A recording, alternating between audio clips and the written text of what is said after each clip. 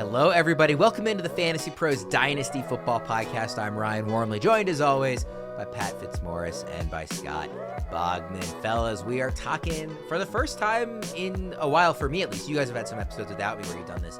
We're not talking about rookies. We're talking about actual, already active in the NFL veterans. And we're talking some buy low and sell high targets. As a reminder that I always give, all of our 2025 consensus rankings and tiers can be found at fantasypros.com/rankings. From there, you can also navigate to our Dynasty rankings as well. We're going to be hitting some buy low, sell high targets at quarterback, running back, and wide receiver throughout today's episode. Fitz, we already taped a show together earlier, so I know how you're doing. I'll bring up for the second straight show. Sorry about your Wisconsin Badgers.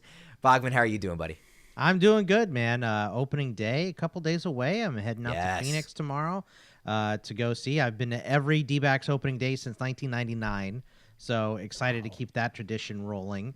And, obviously, we get more pro day results. I mean, do you guys buy one shred of really positive news out of a pro day? I think ever since they told me J.J. Arcega-Whiteside ran a 4.4 in his pro day, I have just buried pro day results from then on. But we're getting the pro day results in. We're getting a lot of interesting mock drafts, a lot of chatter, a lot of smoke right now, and we're starting to get a little trickle in on some trade rumors happening. Trey Hendrickson getting interest from the Colts and Chargers or Cardinals right now. So, more information, more smoke. We're gonna get some fire building here. So we're getting there. We're less than a month away now. Worth noting, by the way, that you mentioned going to opening day and some possible trades and stuff. We were taping a couple days early because of opening day. We usually would be recording this on a Thursday, but obviously Bogman is attending it. Fitz and I are very excited to watch opening day on the baseball side, so we are taping this a couple days early, just in case there's any kind of injury news or trade or anything like that goes on between now and this is released. That is why. Yeah, Fitz, man, like Thursday though. For me, opening day and Maryland in the Sweet 16. That's a heck of a day. Oh my God, that's going to be an epic day. And Boggs, your opening day streak, I think that's longer than the one I had going for a while when one of my buddies' dads was working for the Brewers and could get us opening day tickets every year. I think we were up pretty close to 20 years for that one, but you're going on 26? So congrats on that. God, I hope they beat the Cubs. And by the way, just one thing about the pro days, like I don't really care about good news from pro days because like those 40 times are always juiced. But when Xavier Restrepo runs a 4.8 as a slot receiver, that one I definitely paid attention to, and that caused me to drop Restrepo a little bit. I mean, it's like he was good at getting open at Miami, but it's one thing to get open against slot corners from Duke and Wake Forest and another to do it against, Cooper DeJean. That's true. But I will say this, next in a couple days, they'll just say, oh, he had a hamstring pull or he had the flu or something. Like there's always something with these. So, I don't know. I'm trying less and less to let the numbers in March determine the value of these guys. You know what I mean? But you're right. That one was eye-popping in terms of pro day numbers. What day is the draft? It's like, I know it's Thursday, but I mean, like, what date is it this year? April what? April 26th, 27th? 24, okay. I want to say is the Yeah, first. that's right. Okay. 24. I'm asking because we're less than a month away now. Yes. I know we were about a month, but officially less than a month. That's it's exciting. It'll be a very fun few weeks tracking all the rookies. Like I said, we're not talking rookies today. We are talking dynasty, buy low, and sell high targets. Let's start with the quarterback position.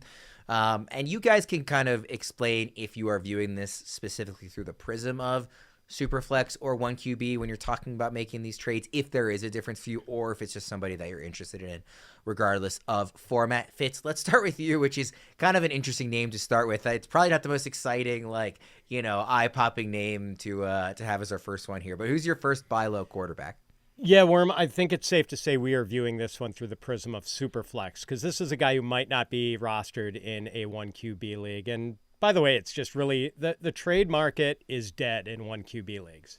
It's just that there's such an enormous supply that there is just not much. These guys are like throw-ins in 1QB deals. So this is superflex. It's Joe Milton for me. And his current ECR in Dynasty is QB 50.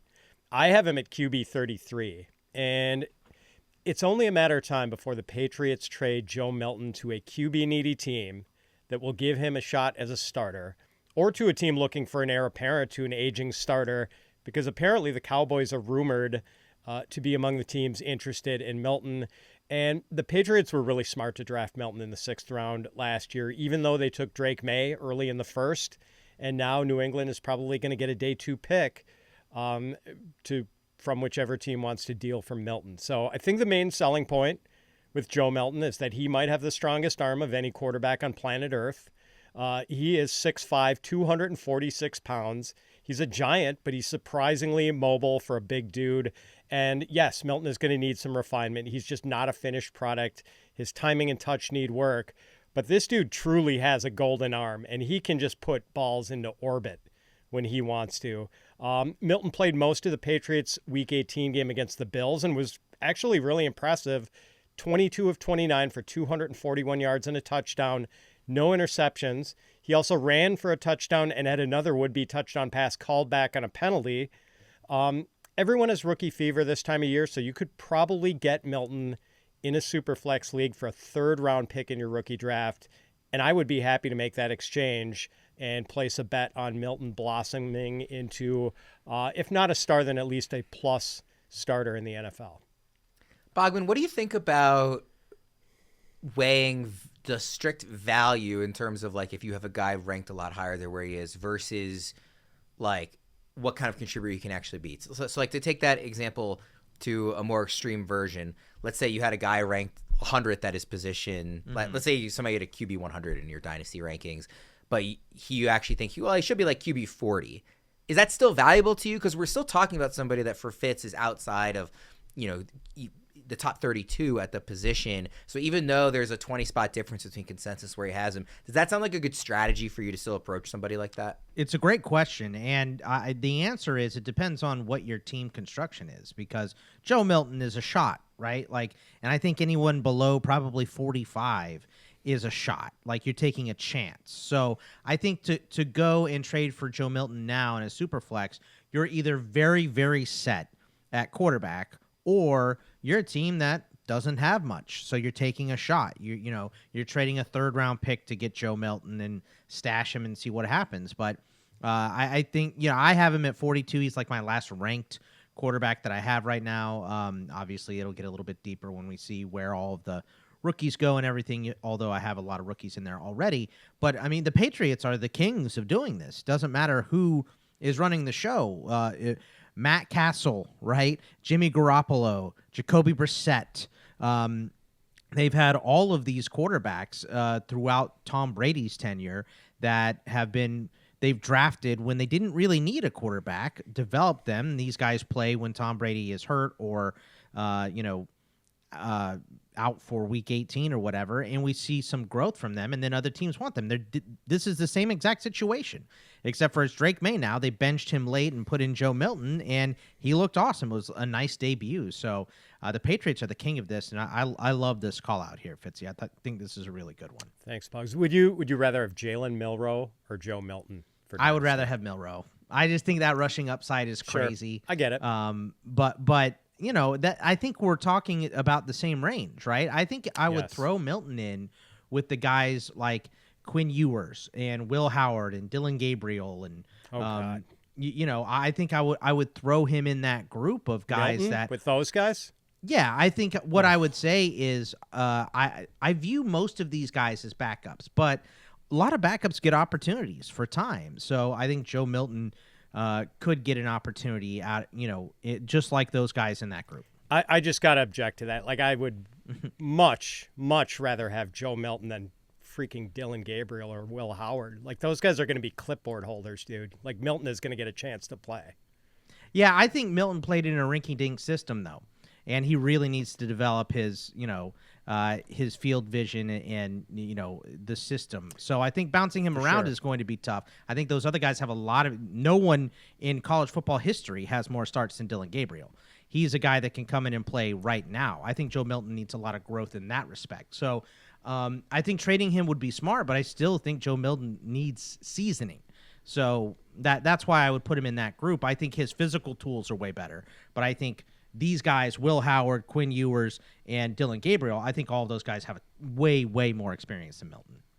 Got to get Milton on that like VR headset training that Jaden Daniels was doing, and just get as many reps for him as sitting as for 1 year. I bet you that's a lot of development, right? I think it's a ton.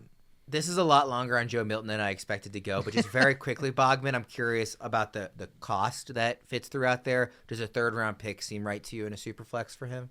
Yeah, I think I was the one that threw that one out. But yes, I think that's okay.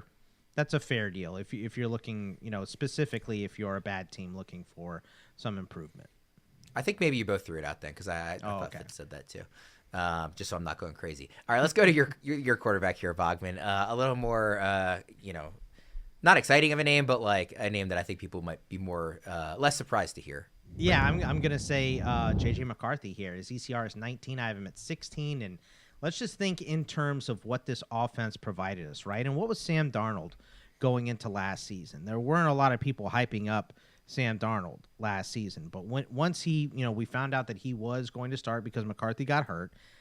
He dropped in. He had 35 passing touchdowns last season, and Darnold, who wasn't even supposed to be the starting quarterback there. So I think McCarthy can drop in here and do something similar. And look at the 3 seasons that the Minnesota Vikings have had under Kevin O'Connell. 35 touchdowns in 2024 was 4th in the league, 5th most passing yards at 4,379. In 2023, 30 touchdowns was also 4th. 4,700 passing yards was 1st. 30 touchdowns in 2022, that was also 4th. 4,818 passing yards. So you stack this offense together with the tools that they have with Justin Jefferson, Jordan Addison, TJ Hawkinson. They don't run the ball a ton, obviously. They're passing a lot. You piece all of those things together, and you take McCarthy with, like we said for Milton, sitting and learning for a year is enormous growth. So it could show a lot. And the rushing potential, obviously he's coming off a knee injury. We don't know how he's going to run and what that's going to look like. And, it's not something that Minnesota really has in the playbook, but it is in the tool bag for J.J. McCarthy. So I think, all of these things adding up a little bit for McCarthy to have a really good year because he's in a good system. And to me, I know they flirted with Aaron Rodgers or whatever.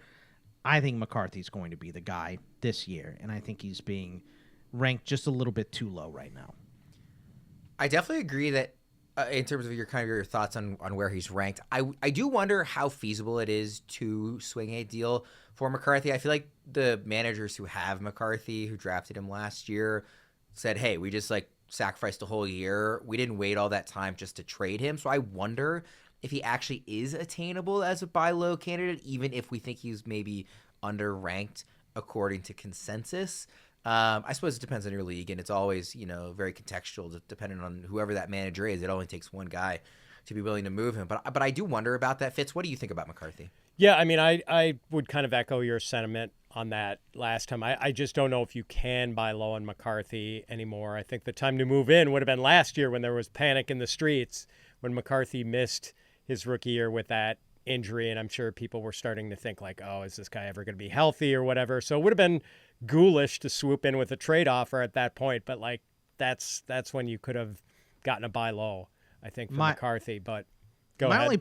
My only pushback on that, Fitz, is that you and I do the Discord show, the double coverage, 3rd Tuesday of every single month, 5 p.m. Eastern. No big deal. Check that out. But we got a lot of JJ McCarthy questions in the last show. And he was, because people had him, they had traded for another quarterback, maybe one that played well last year. And then they were saying, well, I have all 3 of these guys. Who is the guy that we trade? You and I were recommending not to trade McCarthy.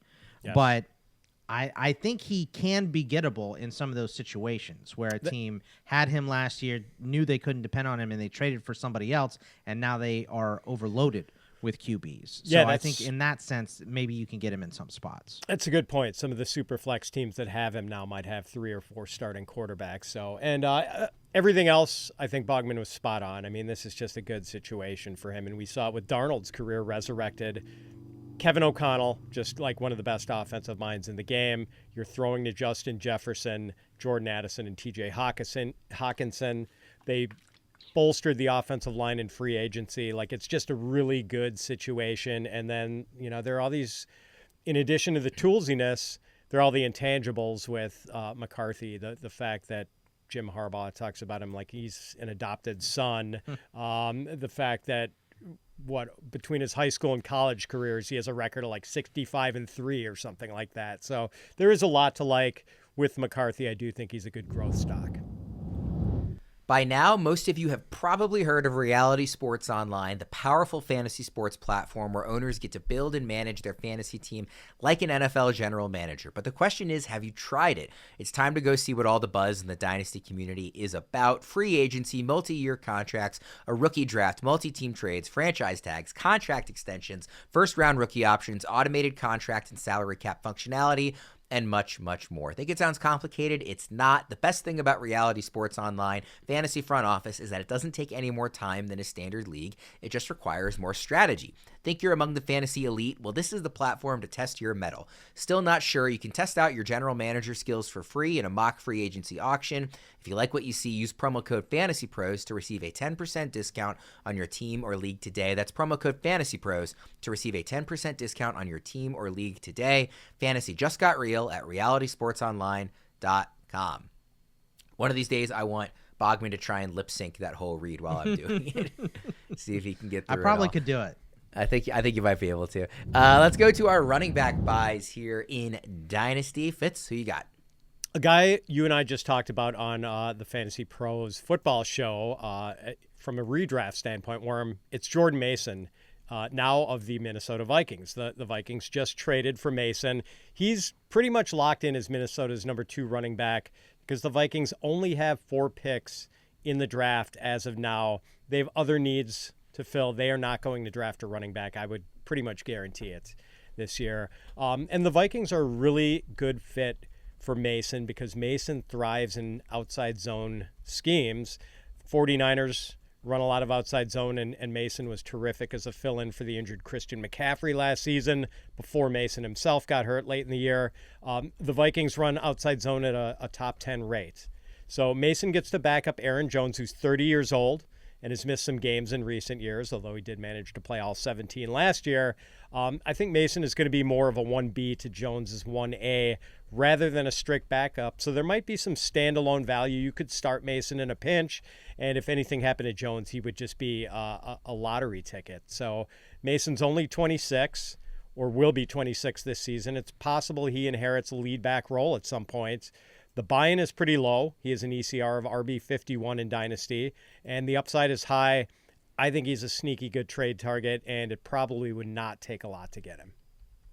What do you think about this one, Bogman? What kind of price would you be willing to spend to acquire Mason? This is sneaky. This is a very sneaky one, I feel like, Fitz, because Jordan Mason is so low on some of these lists. Where is he in ECR, did we say, Fitzy? 51, RB 51. 51. And so this class is deep with running backs too. But we know the Vikings have already made their running back move. Their running back move was getting Jordan Mason. And Aaron Jones, is ancient, as Fitzy alluded to, and he's missed a bunch of games. You know, we just went over Minnesota's passing numbers, so they are obviously a pass-first team. But I think with an aging vet like Aaron Jones, you obviously traded for Mason because you like what he brings to the table. That is going to be their guy. I don't foresee the Vikings using a pick on a running back, even with this deep class. If that was going to be the case, they wouldn't have made the move for Mason. So I think this is a very, very good one. It's kind of sneaky. I think in terms of value, I think another late third rounder, if you go 5 rounds, a 4th rounder, something like that, for Jordan Mason would be fine to trade for right now. And this is a guy that could end up being the starter for that team by the end of the season. Bogman, let's stick with you. What running back are you looking to buy in Dynasty? I'm going to go with Tyrone Tracy. His ECR is 21. I have him at 17. And this may be another one of the cases where you guys, kind of laid it out as, if you wanted to get him last year was the time. And I agree with that. But I think looking at this class that's deep with running back, you have Tyrone Tracy. It's only Devin Singletary backing him up. I think most people are going to think that the Giants are in the market for a running back, when I don't think that's the case. I think they have too many needs to pile on here for this team to go and add another running back. Doesn't mean that they won't take one, but I think they're going to stick with Tracy and Singletary. So let's just say also after the first 4 weeks of the season, Tyrone Tracy averaged 16.5 total touches per game and 13.2 points per game in PPR. And he still only has 338 rushing attempts between college and the pros in his career. Remember, this is a guy that played wide receiver at Iowa, transferred to Purdue, and became the lead back there. So there's a lot of meat on the bone in terms of growth for this guy at the position specifically. The offense will undoubtedly be better with a new quarterback, whether it's Shedeur Sanders. Even if they just went to Jameis Winston, I think it's got to be better. They totaled 30 touchdowns last season, which tied the Pats for 31st in the league, second worst. Just a terrible offense. I think that's got to get better. I think with an improvement in the offensive line, you'll see a little bit more explosion from the offense as a whole as well, which is where I think they'll be spending their draft picks. 5th worst pass block grade, according to PFF, 10th worst in run blocking grade. And I think that we can expect more than 6 total touchdowns for Tracy next year as well. So I think with an improved offensive line, I think regardless, even if Jameis Winston is not delivered from pick sixes and he's throwing them, I still think he's better moving the ball vertically down the field than Daniel Jones ever was. In that, I feel like he might be worst case scenario for them to start week 1. They're still in on Russell Wilson. They pick in the top 3. Shedeur Sanders is on in the discussion here. I think a trade up for Cam Ward isn't completely out of the realm of possibility as well. So I think having an improvement in the offense, having more experience for Tyrone Tracy, and the fact that this team has so many needs, specifically up front on the offensive line, I think that if they do take a running back, it's probably going to be a late one in round 5, 6, 7, not in the first 4 rounds. So I think Tyrone Tracy is in the catbird seat to lead this team in carries, and I think the offense is going to improve as well. I think this is a great pick. I really strongly agree. I don't even really have much to add in terms of what you laid out for why you think he's a good buy right now. I totally agree. Fitz, what do you think about Tracy? I'm cautiously optimistic, and I'll say cautiously because he comps pretty closely to a guy I was excited about earlier in his career who hasn't really panned out, and that's Antonio Gibson, who, like Tyrone Tracy, is a converted wide receiver who switched to running back. Like Tyrone Tracy, very fast and athletic. Like Tyrone Tracy, got off to a good start in his first couple of seasons. I think he had double-digit touchdowns both years. And like Tyrone Tracy, had some serious ball security issues, which unfortunately for Gibson got him thrown in fumble jail by Ron Rivera several different times when he was with the Commanders. So, I do like Tracy, though. I'm very optimistic. I like that he's a dual run catch threat. And, I'm more a buyer than a seller on Tracy right now. If you were to try to go after him, or what kind of trade do you think would be fair, Fitz, whether it's buying or selling for Tracy? Would you guys agree early second round rookie pick is about the right price for him? I think so. Yeah, I think that's about right. I think 202 seems like it would be perfect. Well, it's interesting, too, because we've talked so much about this running back class. There are going to be really intriguing running backs available in the early second round of your rookie draft. So maybe you go for a little extra youth and pick a landing spot that appeals to you more. I'm not sure if people will kind of have that in the back of their mind when trading picks in that range. And if you want to do a young player for young player deal, I think the value would be pretty comparable to the guy I'm going to talk about next at wide receiver. Let's go to that wide receiver bias here. All right, Keon Coleman. I don't know. What do you guys think? Would you rather have Keon Coleman or Tyrone Tracy, assuming you didn't have any screaming positional needs on your Dynasty Tracy roster? for me. But I love Keon Coleman. I love the buy. I think I would say Tracy, but I think it would be really close for me. I think I think that will be a great trade if I happen to need a receiver and you happen to need a running back. I think that's really equivalent value. Yeah, and it's weird. It feels like there's not a lot of enthusiasm for Coleman in the Dynasty community, even though I think his rookie year gave us some reasons to be excited. We got to see the crazy good ball skills that made Keon an early second round NFL draft pick. His ball skills might not be quite at the level of George Pickens, but I don't think he's that far behind. Coleman only had 29 catches last year in 13 games. He missed 4 games, but he averaged 19.2 yards per catch and 9.8 yards per target. Like, he is a big play receiver. And the Bills didn't really add any firepower to their wide receiver core in free agency. They did sign Josh Palmer, who, let's face it, is decent at best. And it looks like they're not really that interested in re-signing Amari Cooper. They could draft a receiver, but it seems like the Bills have greater needs in the early rounds. I think they're going to go elsewhere. And really, this isn't a great wide receiver class if you're waiting until day 3 to get a guy. So Keon Coleman doesn't turn 22 until May. This is still a very young player with significant growth potential. So I don't know, it might not be a bad time to get in on him because the people who drafted him last year, like, I don't know if they've fully embraced him yet. We spent a lot of time talking about Keon Coleman last year during all of our rookie conversations. So I think it would be very unsurprising for people to hear you say you consider him a buy low, given how those conversations went last year. Bogman, what do you think about Coleman? And just to kind of tease it, you've also got a year 2 receiver in this spot as a wide receiver buy as well. Yeah, and I got to be honest with you. I think I am so Pollyanna on Keon Coleman. I did not realize how low he was in ECR right now. ECR wide receiver 49 in Dynasty, and I have him at 37. So I'm around full round higher on him just in terms of wide receiver value. And I think it also needs to be pointed out, Sean McDermott is notoriously hard on rookies. We saw Cole Bishop barely play at all this year as well from the safety position. Ray Davis probably didn't get as much as he could have taken as well. So McDermott being, and we saw Keon Coleman miss a meeting too, or what he was late to a meeting and he got benched for the first half of a game. I think that was a primetime game and everyone was freaking out because a lot of people had bets on Keon Coleman and stuff, and we didn't know this stuff going into the game. So I think knowing that and knowing that he's going into his second year and Sean McDermott will have a whole new class of rookies to torture, I think it's going to be good for Keon Coleman next year as well. And the opportunity is still there. Like Fitzy said, I think Josh Palmer is, not the greatest ad. It's not an ad that completely threatens Keon Coleman at all whatsoever. He's a perimeter guy. So I really like this call out, Fitzy. I think it's a good one. Let's stick with you, Bogman, for the receiver that you put for this section.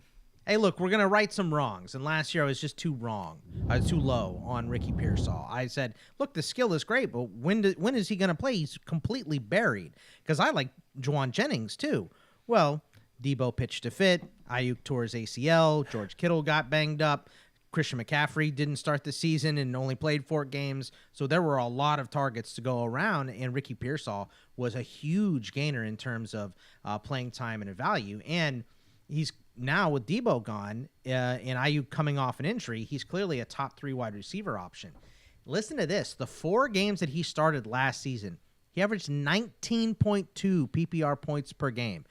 That would put him second behind Chase last year. Obviously, that is too much of a cherry-picked, sample, and he had 1 game with like 140 yards and 2 touchdowns in there. But his points were 11.7, 17.3, 28.7, and 18.9. Ayuk is coming back. CMC is supposed to be back.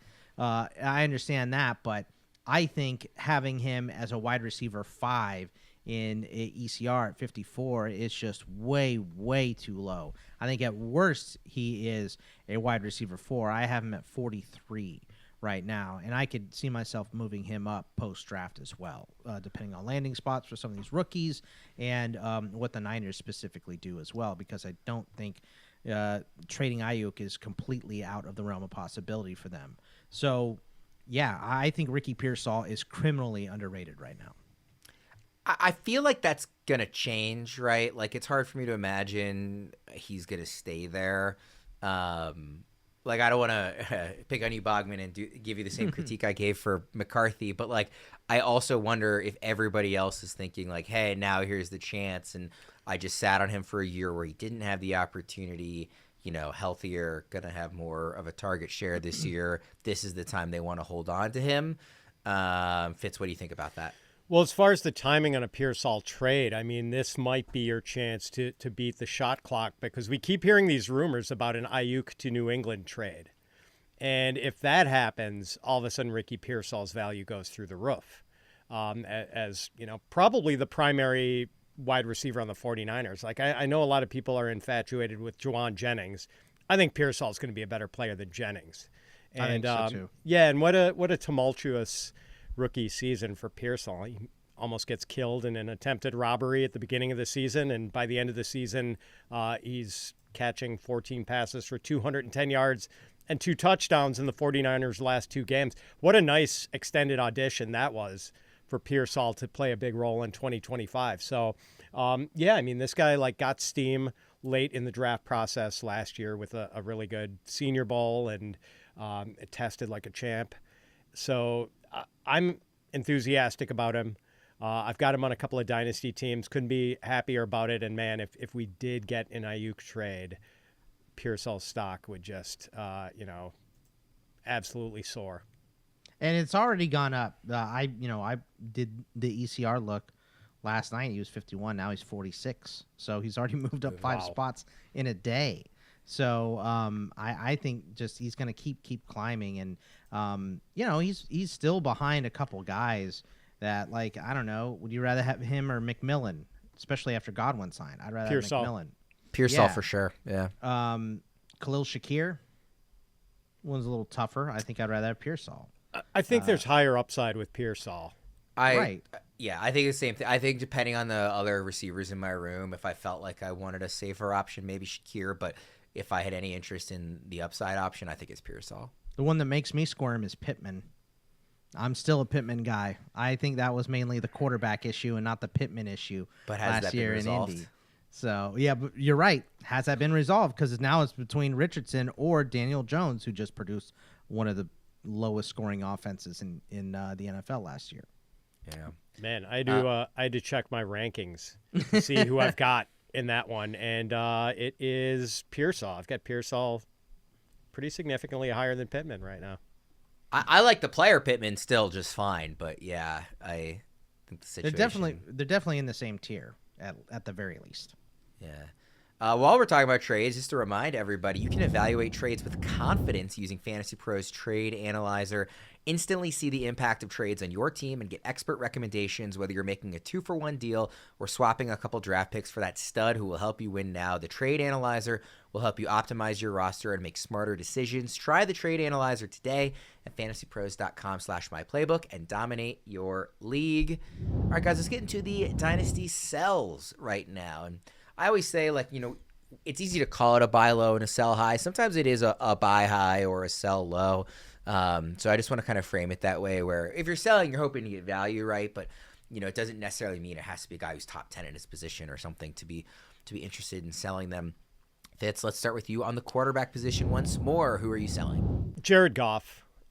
His ECR for us in Dynasty is QB 16. I've got him at QB 22 in my Dynasty rankings. I'll preface this by saying that I think Jared Goff is a good quarterback. Not great, but good. The kind of QB you're content with if you're a fan of that particular team. He'll turn 31 in October, though. He's coming off career highs in touchdown passes. He had 37, 5 more than his previous high of 32 with the Rams. Also at a career high completion percentage, 72.4%. We're probably going to see regression in those two categories. I think my biggest concern with Goff is a drop-off in play calling. The Lions are going from Ben Johnson, one of the better play callers in the league, to new offensive coordinator John Morton, who has not been an NFL play caller since 2017. And in fact, that was John Morton's only season as an NFL play caller. He was with the Jets under Todd Bowles, and Morton was fired after that one season. Now, granted, they did not exactly give Morton a bountiful pantry that year with the Jets. Man, this was actually a trip down memory lane to look at the Jets offense from that year. Josh McCown was the starting quarterback. Robbie Chosen, formerly I think Robbie Anderson at the time, and Jermaine Kearse were the leading receivers. The backfield was Bilal Powell and a 32-year-old Matt Forte, who was pretty much washed. by that point. Trying to make chicken salad out of chicken, you know what? Yeah, exactly. The bountiful pantry. That's like when you haven't been to the grocery store in a month and you go in the pantry and it's like saltine crackers, a jar of mustard, some crispy onion straws. We're going to make this a meal somehow. Exactly. Right. So I don't want to disparage Sean Morton. He was a senior offensive assistant with the Lions in 2022 when they were starting to right the ship under Dan Campbell. He was with Sean Payton in Denver as a passing game coordinator the last 2 seasons, and we saw Bo Nix play really well right out of the chute last year. So John Morton could be just fine as a play caller, but chances are he's going to be somewhere from a small step down to a big step down from Ben Johnson, and I don't think that's really being factored into Goff's Dynasty ECR. Then you factor in the age, that Goff is like clearly on the back nine of his career, and the fact that he adds almost zero value as a rusher, and I think maybe it's a good time to cash out on Jared Goff. I could not have less interest in Jared Goff at this point. I said to say I'm totally with you, Fitz. Like, I think you can sell him given the recent years, and especially in like a super flex format, if somebody just like kind of really needs a number 2 that they, trying to win now, go and believe with whatever. I'd be looking to get out from the Jared Goff business. Very, very emphatically. Bogman, what do you think? Yeah, I mean, I have him. You said he's what, ECR 16, Fitzy? Yes. I have him at 18, so I'm below. And I mean, when you get into spots for quarterbacks, 1, 2, 3 spots is pretty big. And I'm probably a little bit higher on him because I think, as you mentioned, the talent's on the field. When you have McCown and Bilal Powell and this other clown show, you don't have a lot of ingredients to work with. I think what you're going to see out of the Lions offense is a lot of what we saw before. I think learning under Ben Johnson, I think Morton's going to take that and say, okay, how do I not screw this up? It ran pretty well the last couple years. So I think we're going to see a lot of the same from them. I also work in a shorter window, even in Dynasty for me, 3 years. So I'm not as low, but I think it's selling time way more than it is buying time on Jared Goff. So I'm 100% with you in that regard. I don't know. I mean, I think you can go in and say, I want to not rock the boat and just do what's been working. But, like, if he could do what Ben Johnson did, he'd have a head coaching job. So I Sure. worry how successful he will be at that. I think we've seen that kind of not pan out in the past. We could see the magic completely wear out. But, I think most of the magic is on the field. So yeah. We'll see. All right, Bogman, let's stick with you for your quarterback you're selling. Yeah, I'm going to go Sam Darnold, and I think ACR actually has him pretty right. He's at 26. I am at 28. I'm a little lower, but I think public perception after what Sam Darnold did with Minnesota probably has him higher in the eyes of a lot of fantasy football drafters right now. So I think just in terms of ECR, I think it's probably pretty close, but the Seahawks, they actually did have more passing attempts than the Vikings last year, 593 to 548. But the Vikings had 35 passing touchdowns, while the Seahawks only got 21. Geno averaged 16.5 points per game, where Darnold averaged 18.8. Lockett and DK are gone. Clint Kubiak is coming in to replace Ryan Grubb's offense that ranked 29th in design rush rate. And, in the hiring press conference for Kubiak, they called for the offense to be more balanced. Well, what does balance mean when you just threw 593 times? It means we are going to run the ball way, way more. So I think with the Seahawks changing the look of this offense, right? JSN and Kupp are their guys now, which, I think are fine.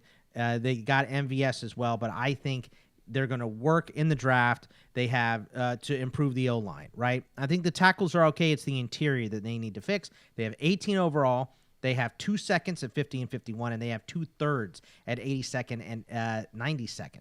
So I think we're going to see the Seahawks really rebuild the front five of this offense and get to ground and pound way, way more and use Sam Darnold in more play action. So I think the attempts are going to be gone. I think lower. I think the touchdowns are going to be way, way lower than the 35 they had last year from Minnesota.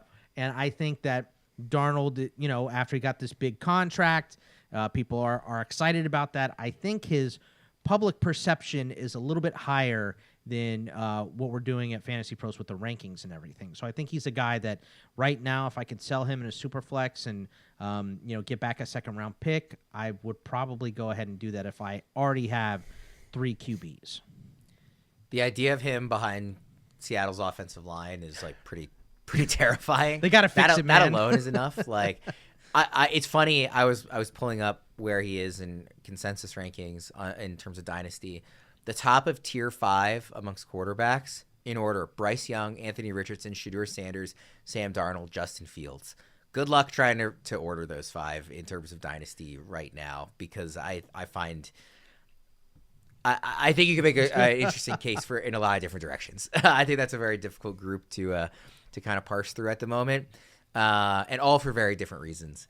Interestingly, Fitz, Sam Darnold, obviously coming off a career year. What do you think about him as a sell in Dynasty? I agree. I mean, I think maybe if there's a QB needy team in your Dynasty league, you might even be able to get like an end of the first round pick, like 112 or something. But the offensive line, better hope that it improves with Sam Darnold, because say what you will about Geno Smith, I don't think he's a great quarterback by any means, but that dude would stand in the pocket with the pass rush bearing down on him, whereas we know that Sam Darnold is Haley Joel Osment from The Sixth Sense. He's the guy who sees ghosts.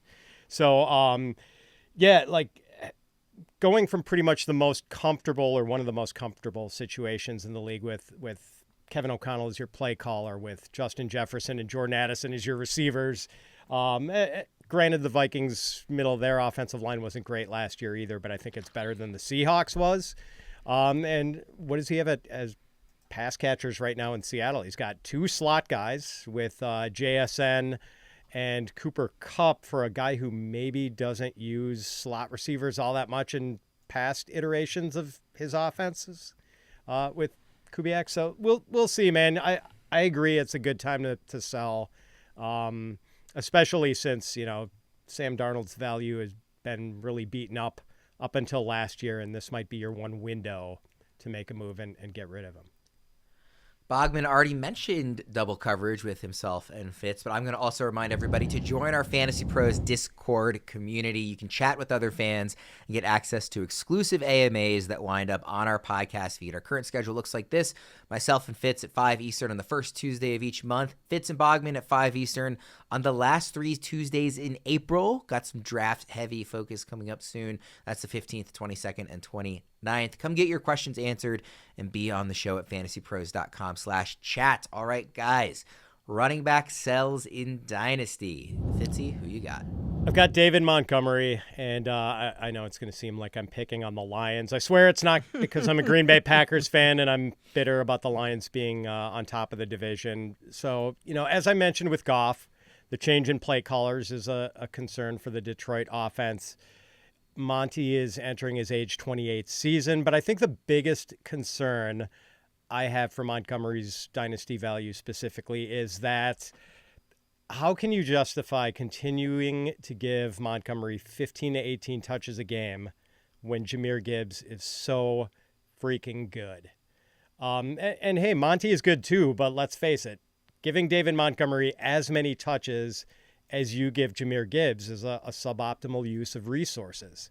So I would not be surprised if the Lions turned up the dials on Gibbs usage this season and turned down the dials a little bit on Monty, kind of like you would turn down the bass on a stereo and turn up the treble. Sorry, Worm, I know you're too young to know what a stereo is. But yeah, I think it's the right time to bail out on Monty. I played a couple different instruments growing up. I am aware. I don't know that I did a lot on the stereo side of things, but I can at least understand the reference. You never recorded on a tape from the radio? You never did that move on your stereo? Come on. I burned CDs. Okay. Like back in the early days of kind of that pre-iTunes, early iTunes era. I'm old enough to have recorded on tape and young enough to have burned CDs as well. Can you guess, Bogman, what instrument I played growing up? I had played a couple, so you have a couple options. No idea. Violin. Was it? No. It was some sort of horn, wasn't it? Also, no.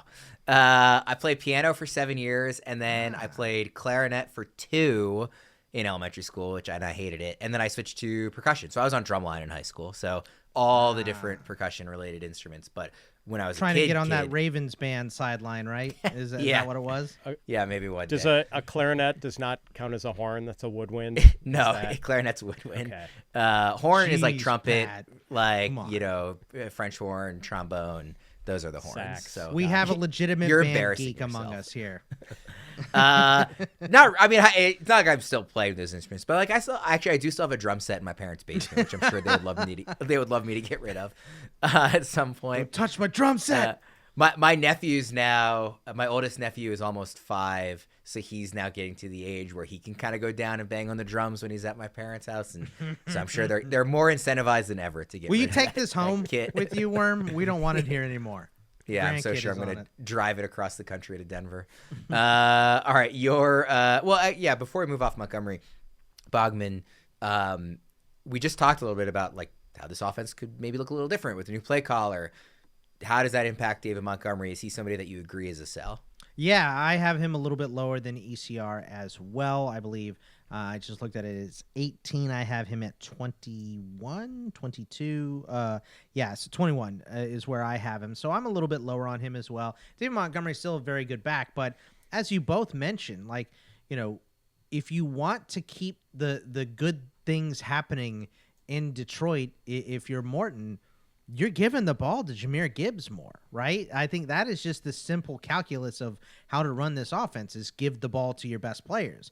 So I think we can see an increase in Gibbs, maybe an increase in Amon-Ra as well. Doesn't have to be tricky. Give the ball to your best players. So I think Montgomery is still a very good value in terms of getting the ball into the end zone when they get down there. You don't want the smaller of the two backs taking that punishment down at the goal line. So I think Montgomery still scores some touchdowns, but we know with running backs the wheels fall off pretty quick as well. So I think it's a good time to sell him. Speaking of running backs who are maybe getting a little bit older, closer to 30, you've got a running back coming off an injury who is a little bit older, Bogman, for your sell. I mean, this one is just painful for me. It's Christian McCaffrey. And look, to peel the curtain completely back, I have him exactly where he is in ECR just because I feel like he's one of the best running backs I've ever seen, and I think lowering him too much is not a good decision. So, but I will say this: if I'm rostering CMC, I'm probably trying to trade him. 1,871 touches in his career. Only Henry, Mixon, and Kamara are active with more. Last year alone, he had the PCL injury that ended his season. He missed the start of the season because of bilateral Achilles tendonitis. And then when he was working back from that, he had a calf strain. So 3 injuries last season. I just think, I also think a lot of people see this Jordan Mason move and they say, well, what do you think it is? Do you think the Niners have more trust in Garendo, or do you think they have more trust in CMC? I think the obvious answer would be that they have more trust in CMC, but I also see a running back class that is absolutely loaded this season, and the Niners could spend, a 3rd or 4th round pick on a running back that could take a decent sized chunk from CMC, which I think should be what you're asking him to do. If he had 800 touches over the next 3 years, and that is for what he has done in his career, that is being conservative. That would put him 31st all time in touches among players ever. So, the end of these guys' careers are really rough a lot of the time, especially a guy that has had, the bilateral Achilles tendonitis is, I went on the NHI website to look at, is this often chronic? They said it's often chronic and it's always from overuse. So obviously this guy has been overworked in his career. We all know that. I think the touches are going to come down. I think he's on the back half of his career, and I'm fearful that this is a guy where the wheels have fallen off and maybe we're not recognizing it. So, and I also have 0% trust in what the Niners tell us about Christian McCaffrey ever again. Yeah. No trust at all in what they say. So from the outside looking in, it looks like we're seeing the end of this guy's career. It could have just been an injury-plagued year, and he's going to go back to being regular CMC, which is why, like I said, I have him at ECR. But I think if you can find someone that is not as worried as I am about his injuries, I think you can still get a pretty decent haul for him.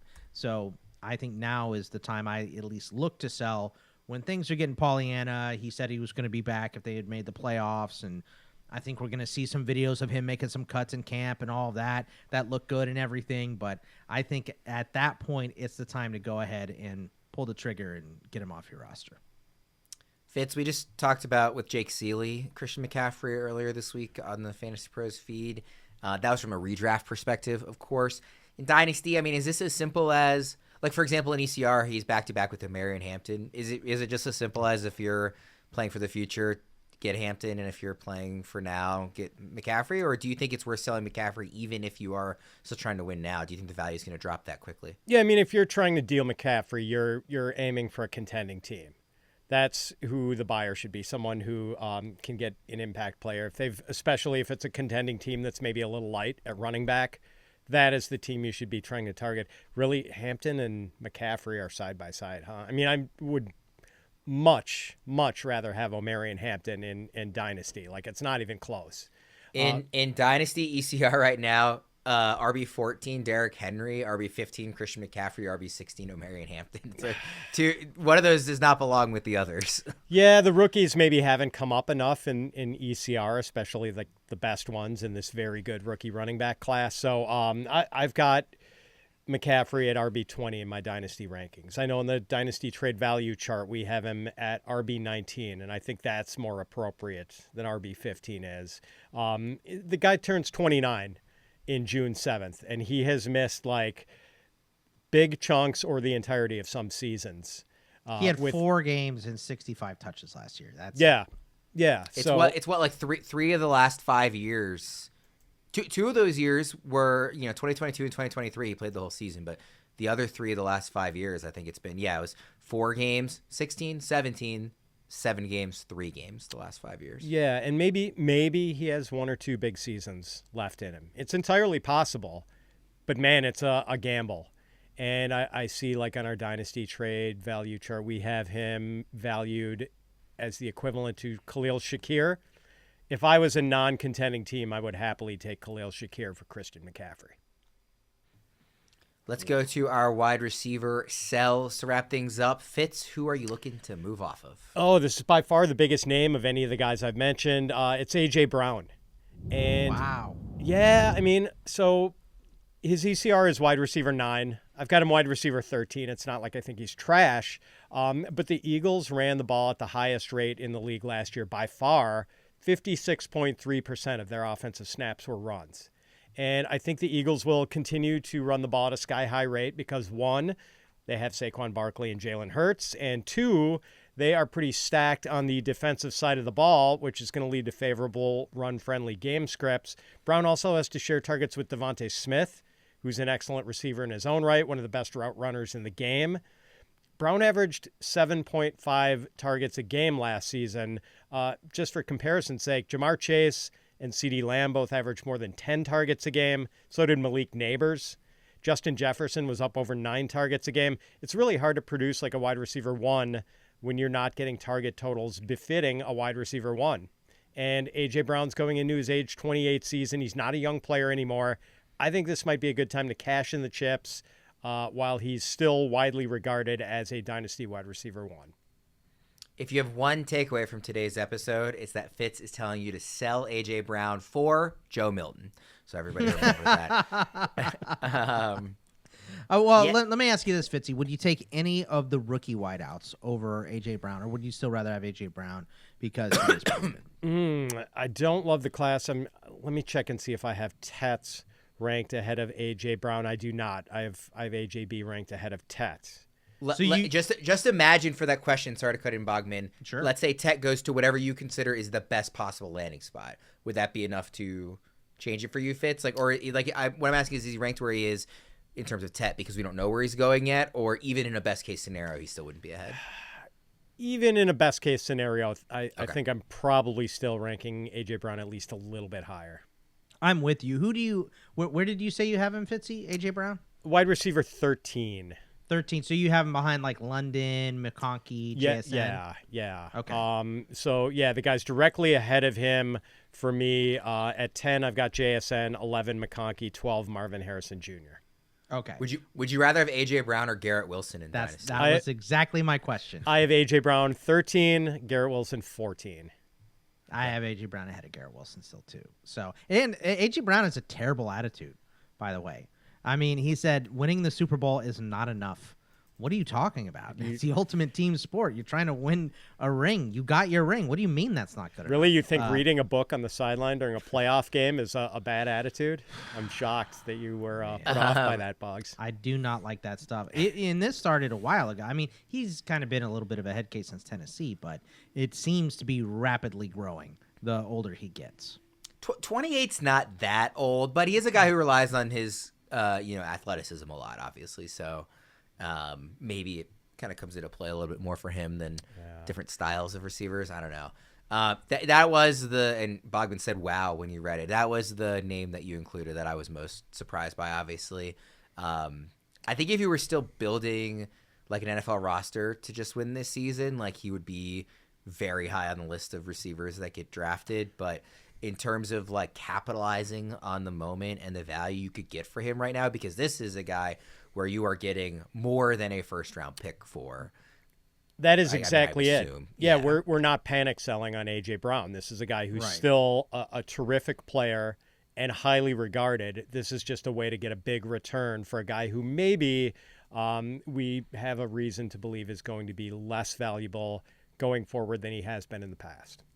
What is the return you're looking for, Fitz? Is it 2 firsts? Is it a first and a player? Is it a high-level player at a different position? What kind of return do you need? Yeah, I don't think you could get 2 firsts. I think maybe a first and a player.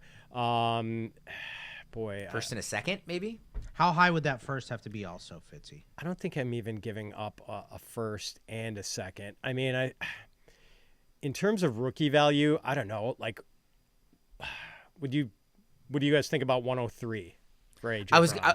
I was gonna say like the 101 isn't like you'd rather have Genty. After that, in this class, I don't know. Like if it's just a straight up trade, I don't know that would feel enough to me. But maybe if you're a rebuilder and just happen to have AJ Brown, I think the pick would have to be in the top 3, and I would need something more. Let's say you only had 2 starting quarterbacks in superflex, and you were kind of looking for a little. Maybe your second one wasn't anyone great. It was like, I don't know, Matt Stafford, who you were going to eventually need to replace. Would you take Trevor Lawrence for A.J. Brown? I probably would. I think that's tough, but I think I would.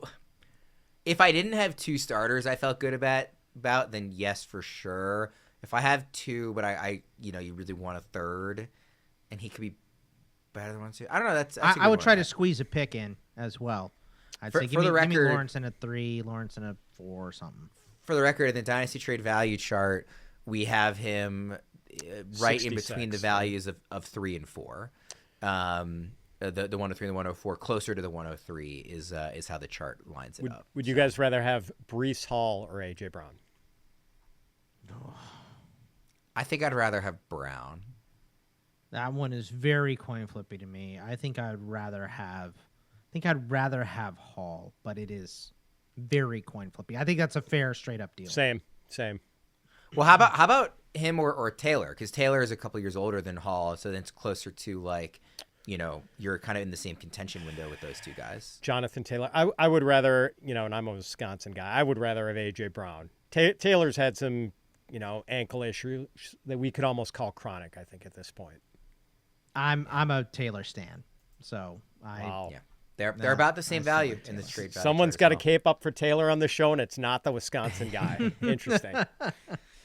All right, let's go to your wide receiver that you're selling here, Bogman, before we get out of here. This one hurts my heart. It's Terry McLaurin, and right now he's at ECR 20. I have him at wide receiver 28. Obviously, sneaky old. Yeah, he's 30. He's going to be turning 30 this year.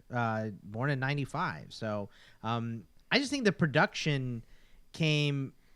There was so much production out of the touchdowns this season, and it was great. It made him wide receiver 16 in PPR, where his highest finish before was wide receiver 20, and we're talking points per game, and that was in 2020. And but you look at the touchdowns. His previous high before this year was 5 touchdowns, and he had 13 this season. Jamar Chase was the only wide receiver with more receiving touchdowns than Terry McLaurin. And if you look in terms of his yards, 82 for 1096 and then 13 scores, that's right in line of what he's done. He's had, more receptions. He had more in 2020 in 15 games at 87 for 1118, 77 for 1053, 77 for 1191, and 79 for 1002. So the yards were the same. The touchdowns were boosted way up. Obviously, Jaden Daniels was a huge part of that,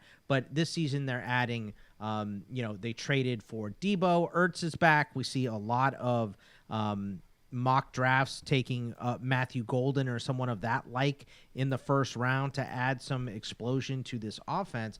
And Brian Robinson missed a big grip of games and was playing banged up. Austin Eckler missed some games as well. I just think that the touchdown equity where, in his previous seasons, 10.7% of his total was touchdowns, 14.1, 13.1, 11.8, and then in 2024, almost 30%, 29.1% of his points came from scores. I think the scores are just too wishy-washy for me to depend on those and make him a wide receiver 2. So I have him firmly in the wide receiver 3 area, and like Worm mentioned, sneaky old at turning 30 this year in 2025. So, some people are obviously old, not thinking of any of my co-hosts in particular, and some people are sneaky old, and that's Terry McLaurin in this case. Fitz, what do you think about McLaurin as a sell? Wow, Boggs. Terry McLaurin finally gets to play with a quarterback who isn't a complete bum, and you're looking to get him off your roster. And let's face it, that's probably one of the reasons the touchdown rate spiked a little bit last year, that he wasn't catching passes from Sam Howell, who stinks out loud, or Taylor Heineke, or one of these other dregs. But if you had to bet, who would have more touchdowns, McLaurin or Justin Jefferson this year? You know what I mean? Like, I get it. I think he would be like 15th to 20th on the list in terms of touchdowns, not second. No, and I understand. I mean, I think that's part of what you're hoping for in a deal, that people are kind of swept up in this, enthusiasm for the Washington offense and are maybe looking to get him. And like, he's a good guy to offer to a contending team that's maybe sitting on a late first-round pick because they were in the title hunt last year. So maybe someone who's sitting at 111 in a superflex league might be willing to give you that pick straight up for Terry McLaurin. Maybe. If you're a win now team, Bogman, would you rather have Terry McLaurin or Emeka Egbuka? I think I'd still rather have Emeka. I just think that he's got such a long runway. It really depends on where Emeka gets drafted. But I think that one is very coin flippy to me. I think right now it's just so much safer to say McLaurin. We know he's a number one in a decent offense with, like Fitz said, finally a good quarterback. So right now I'll say Terry. But I think that's one of those cases where if Emeka lands in a premium spot, I would rather have Egbuka. How about I'll throw one more at you, and we already know where this person's playing. Chris Olave or Terry McLaurin? I'm very fearful of the concussion, so I'd rather have McLaurin. Fitz, what do you think about that one?